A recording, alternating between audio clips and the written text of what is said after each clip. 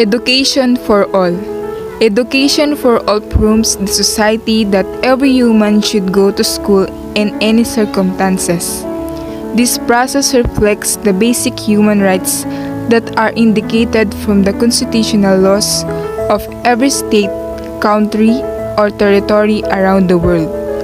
As indicated from the Constitution, every human has the right to be educated because they deserve to have productive life ahead of their future.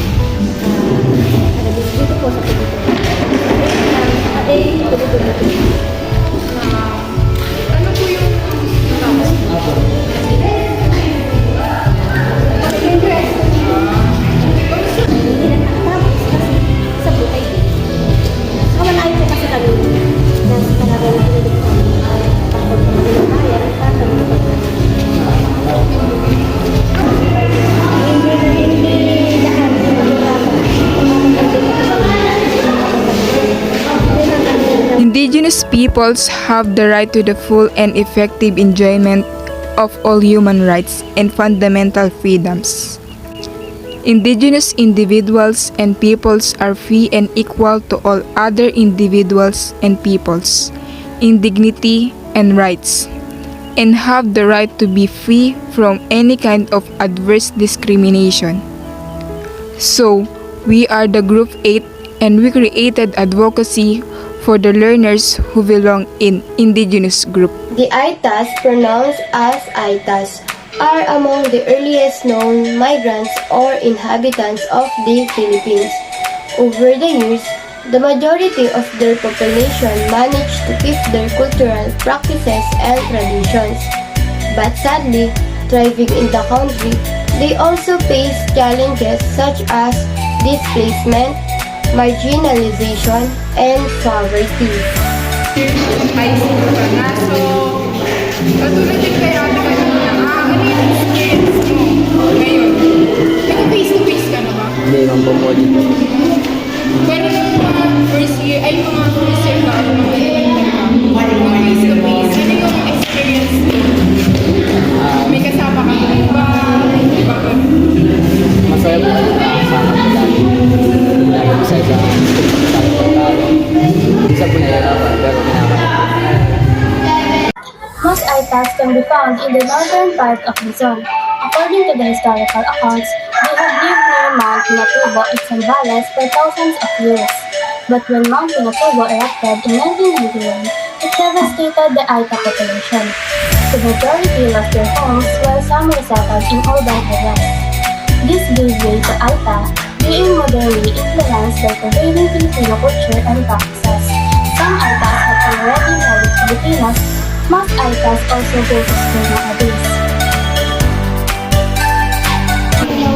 Malaman yung diversity, di ba?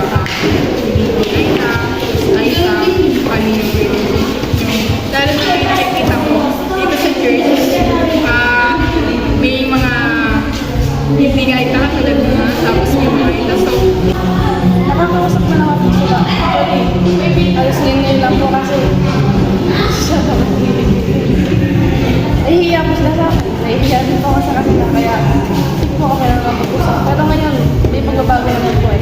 Nakakausap ko lang po sila. so I hope na mas lalo pa kayo mag-stick together, mag-close, lalo na kay Ghost Kagan. In the Philippines, Aitas and other indigenous groups belong to the marginalized sector of the country. They often displaced because their homelands have been destroyed due to illegal logging, mining, and slash-and-burn farming. Thus, this situation have forced them to relocate and leave their ancestral lands.